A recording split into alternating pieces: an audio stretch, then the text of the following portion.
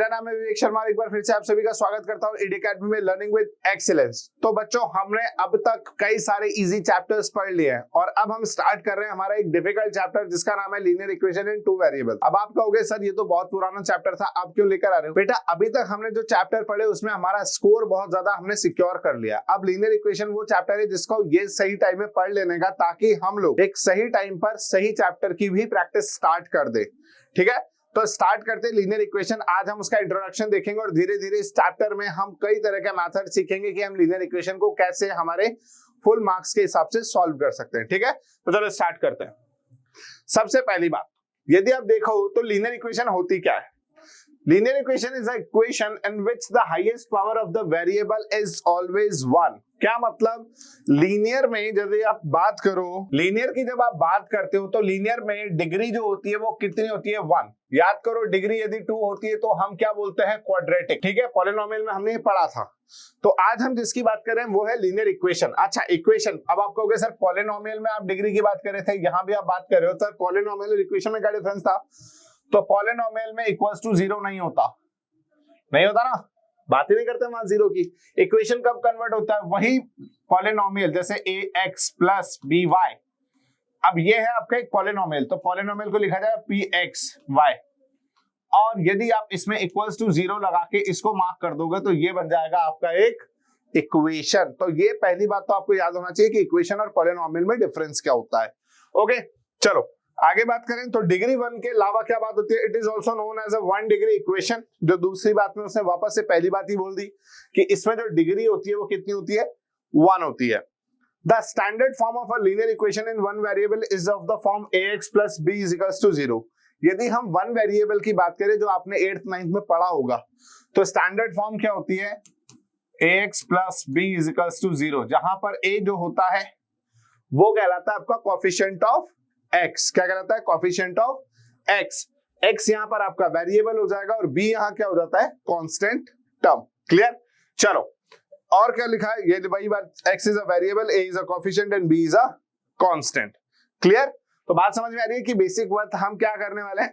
Okay, next, अब यदि हम एग्जांपल्स देखें कि क्या लीनियर इक्वेशन क्या क्या होती है और कौन सी लीनियर है कौन सी नॉन लीनियर है, तो देखो y is equals to 8x minus 9, क्या इसमें वेरिएबल है? बिल्कुल है। कौन कौन से हैं? x and y। दिमाग में यही चल रहा है, x और y वेरिएबल है। क्या इसमें वेरिएबल्स की जो पावर है वो 1 1 है? बिल्कुल है। तो ये क्या कहलाएगी? लीनियर। नीचे वाले पे आओ, सेकंड एग्जांपल में ध्यान से देखो, y equals to x square minus 7। क्या इसमें वेरिएबल है? बिल्कुल है। क्या है? x and y।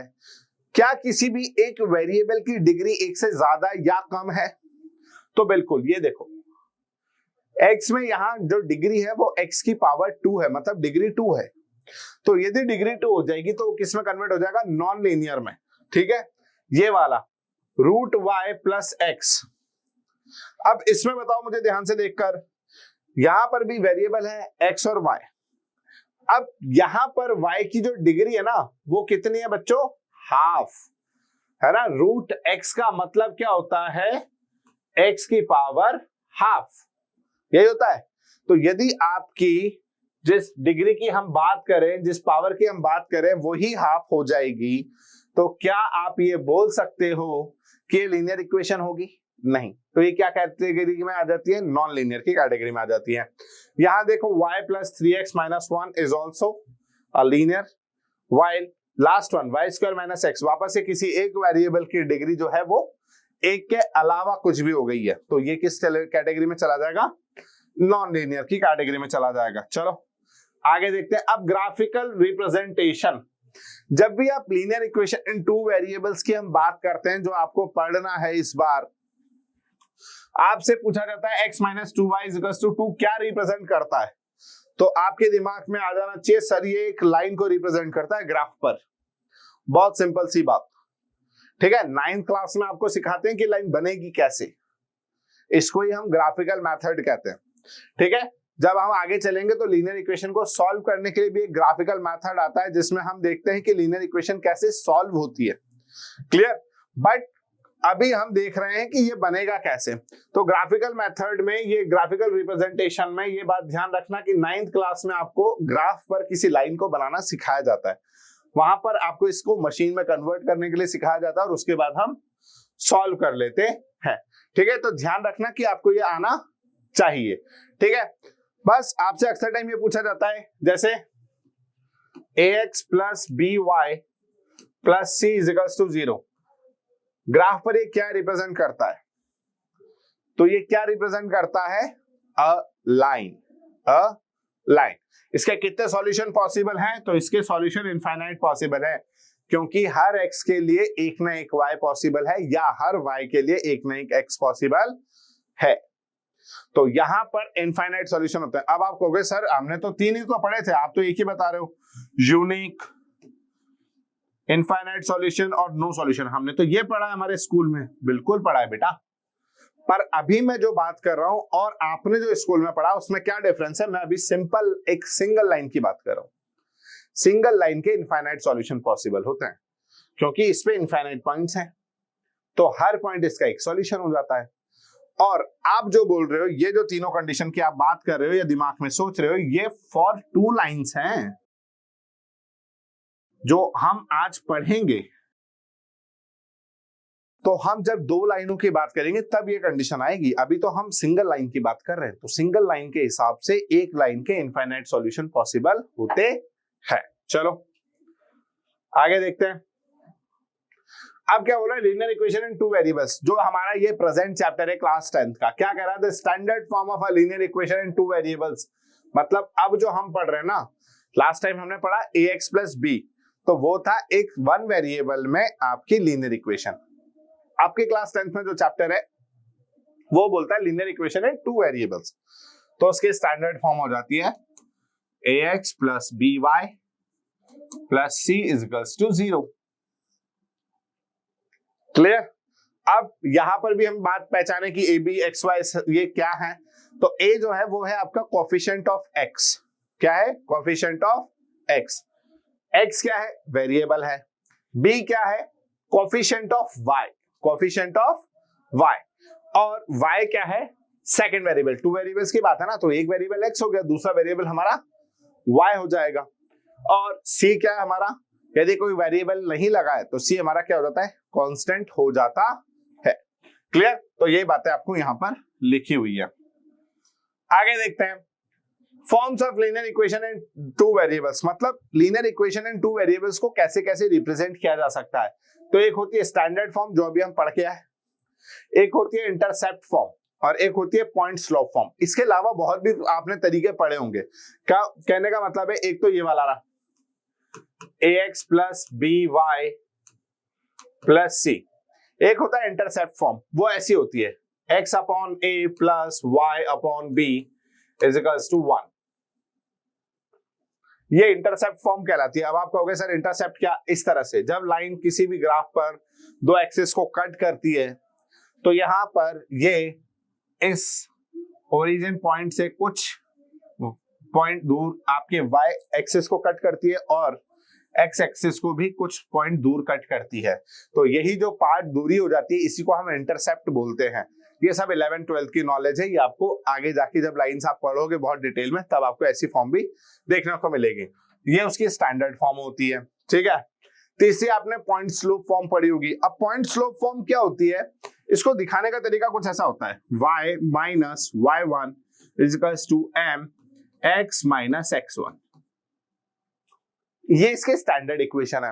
अब आप कहोगे सर ये x1 y m क्या है? तो इतना कुछ आपको अभी भी समझ में नहीं आएगा। बस इतना समझ लो कि यहां पर ये जो m है ये स्लोप को दिखाता है। अब स्लोप क्या होती है? स्लोप होती है tan थीटा। सर क्या क्या पढ़ाए जा रहे हो आप? तो एक्चुअली एक लाइन x एक्सिस के, पॉजिटिव x एक्सिस के साथ जो एंगल बनाती है, इसी को थीटा कहते हैं, और इसी के tan थीटा के फॉर्म में कन्वर्ट कर दिया जाए तो ये कहलाता है स्लोप, जिसको आप m से भी रिप्रेजेंट करते हो, जो यहां पर लिखा हुआ है। इसके अलावा 2 पॉइंट फॉर्म भी होता है। ये m निकालने के लिए 2 पॉइंट फॉर्म का भी यूज किया जाता है। ठीक है। इसके अलावा और भी कई तरह की फॉर्म्स हैं जो आपको आनी चाहिए, पर वो सब 11th-12th की नॉलेज होती है, ठीक है। यदि आपको ये याद भी ना रहे तो कोई दिक्कत की बात नहीं है, पर ये याद रहनी चाहिए। यही स्टैंडर्ड फॉर्म है जो हमें इस पूरे चैप्टर में बार बार काम आएगी। क्लियर? चलो नेक्स्ट बात करते हैं आपके एग्जांपल्स में। जैसे किसी भी इक्वेशन को बोले तो ये रही 2x + 3y = 9। अब इस फॉर्म से यदि स्टैंडर्ड फॉर्म की बात करें तो ये तो स्टैंडर्ड एज इट इज लिखी हुई है, पर स्टैंडर्ड में ध्यान से देखो, आपने क्या पढ़ा था कि प्लस सी इधर होता है और इस इक्वेशन में प्लस सी उधर है, इक्वल्स टू के उधर, तो हमें सी को इधर लाना पड़ेगा। और जब हम सी को 9 को इधर लेकर आए तो -9 में कन्वर्ट हो गया। किस में कन्वर्ट हो गया? -9 में।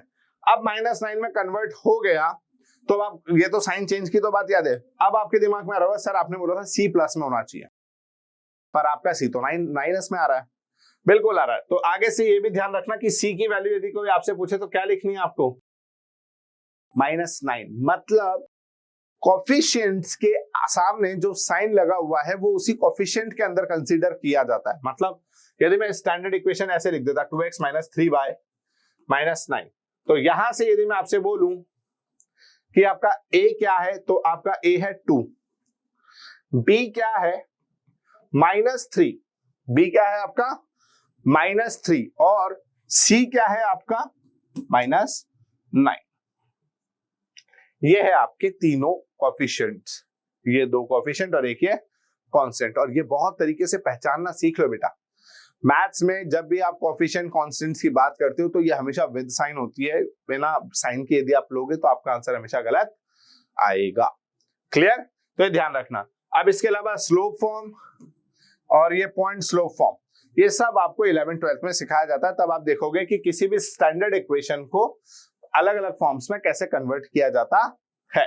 ठीक है, चलो यहाँ इनके जर्नल फॉर्मूले भी लिखे हुए। स्टैंडर्ड फॉर्म लिखने का तरीका ax + by + c, वही वाली बातें आपको समझा दी गई है। स्लोप इंटरसेप्ट फॉर्म ये y = mx + b। अब आप कहोगे सर ये तो नहीं बताई थी आपने स्लोप इंटरसेप्ट फॉर्म, ये बेटा अलग है। हमने जो पढ़ी थी ना ये वाली, ये इंटरसेप्ट फॉर्म है। यहाँ हम जो बात कर रहे हैं ये स्लोप इंटरसेप्ट फॉर्म है। तो मैंने आपको बोला ये एक लीनियर इक्वेशन को रिप्रेजेंट करने के बहुत सारे तरीके होते हैं। हमने कुछ देखे हैं, ये रहा वो पॉइंट स्लोप फॉर्म वाली जो मैंने बताई दी थी। तो यहाँ पर वो है, ये है एक आपका 2 पॉइंट स्लोप 2 पॉइंट फॉर्म भी आता है। तो ऐसी कई तरह के तरीके होते हैं जिससे हम एक लाइन को रिप्रेजेंट करते हैं। अब आपको पता होना चाहिए कि कौन सा किस तरह से रिप्रेजेंट किया जाता है, पर वो सब 11th में काम आता है। ठीक है, जब आप मैथ्स लेंगे तो आप सीखते चले जाएंगे। अब हम बात करते हैं बेसिक्स ऑफ लीनियर इक्वेशन। मतलब इस चैप्टर में बेसिकली आपको जो जो टॉपिक्स इंपॉर्टेंटली पढ़ने हैं, छोटे क्वेश्चंस के लिए भी और बड़े क्वेश्चंस के लिए भी। आज जो हमारा कॉन्सेप्ट है सारा छोटे क्वेश्चंस पर है कि यदि आपसे न्यू टाइप के वो बीच क्वेश्चन जो आपके स्टार्टिंग में आते हैं वो कैसे आएंगे, वो छोटे छोटे क्वेश्चंस आपके लिए किस तरह से मार्क करने, उसमें क्या छोटी इंफॉर्मेशन आपको याद रखनी है, वही सब आज हम पढ़ने वाले हैं। Basics of linear equation and 2 variables में आप दो जो छोटी बातें याद रखनी है वो क्या क्या है? The linear equation and 2 variables are the equations in which each of the 2 variables is of the highest order of 1 and may have one, none or infinitely many solution। क्या मतलब? वो ये कह रहा है कि यहाँ पर जो लीनियर इक्वेशंस के वेरिएबल है, इन दोनों ही वेरिएबल्स की डिग्री एक होती है और यहाँ पर इनका एक कोई भी नहीं या फिर इनफाइनाइटली मेनी सॉल्यूशंस हो सकते हैं। अब ये एक लाइन के हिसाब से नहीं है, ये 2 लाइन के हिसाब से बात कर रहा है। ठीक है, अभी बताऊंगा कैसे। The standard form of a 2 variable linear equation is, ये वाली बात हम पहले ही कर चुके हैं कि ax + by + c फॉर्म में होता है। साथ ही साथ लास्ट आपसे क्या बोल रहा है? The solution can also be written in ordered pair like. Ordered pair मतलब x और y की फॉर्म में लिखे जा सकते हैं। कोऑर्डिनेट फॉर्म को भी आप किसको कह सकते हो कि कोऑर्डिनेट की तरह से लिखे जा सकते हैं और ये ऑर्डर्ड पेयर कहलाता है। ठीक है, सॉल्यूशंस को इस तरह से भी लिखा जा सकता है।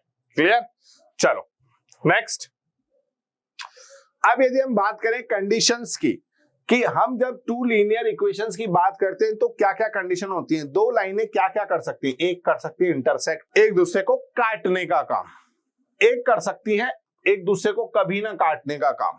2 पैरेलल यूनिवर्स की तरह जो एक दूसरे से कभी मैच नहीं करेगा।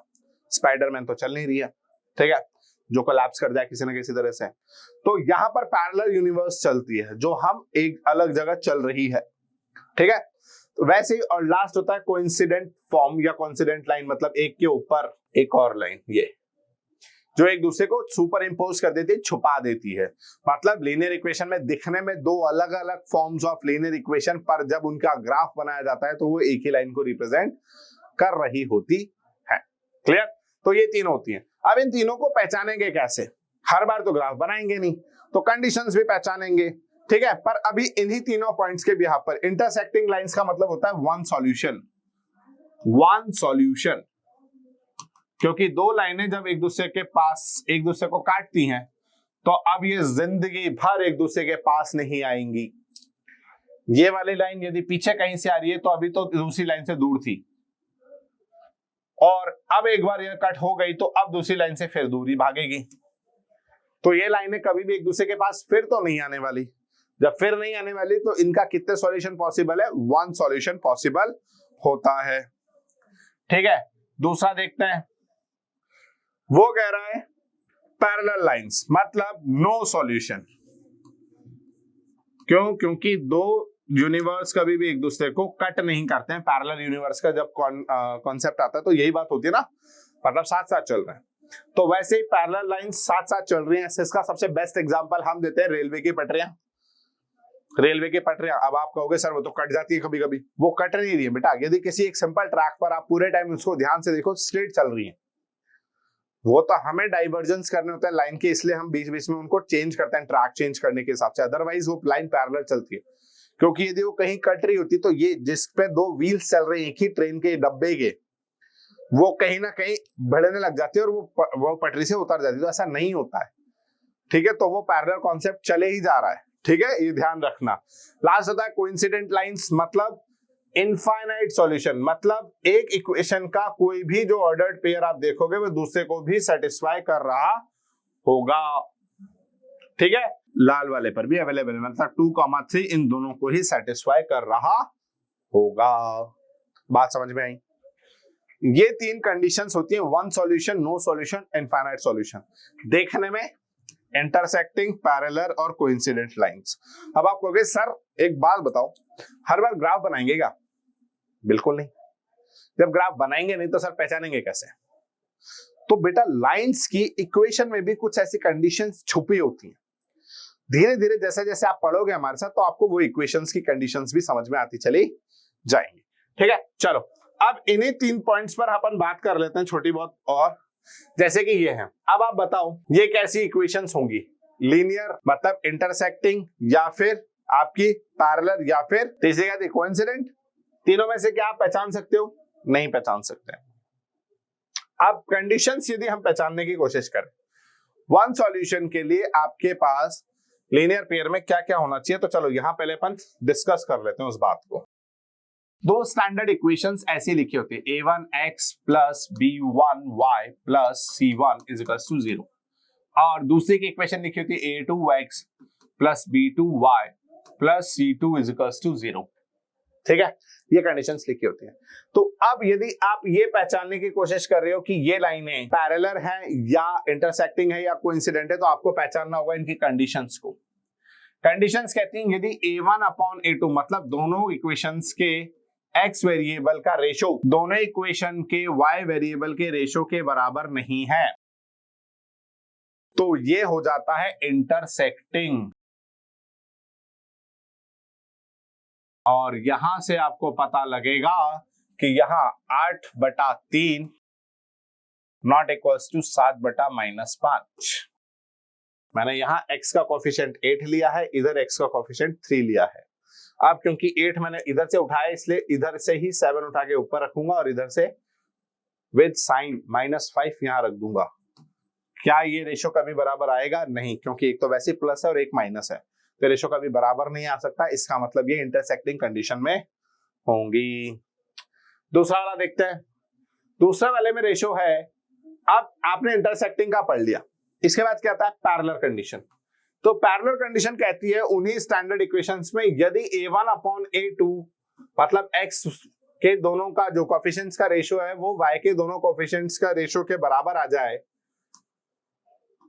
बट जो कांस्टेंट टर्म है उनका रेशो बराबर ना हो, तो ये कहलाता है आपका पैरेलल की कंडीशन। क्या कहलाती है? पैरेलल की कंडीशन। मतलब जब ऐसा होगा तो बस आपको एक ही बात ध्यान रखनी है कि आपके C1 और C2 स्टैंडर्ड फॉर्म में दोनों में एक ही साइड रहने चाहिए। जरूरी नहीं कि तीनों चीजें एक ही साइड लाओ,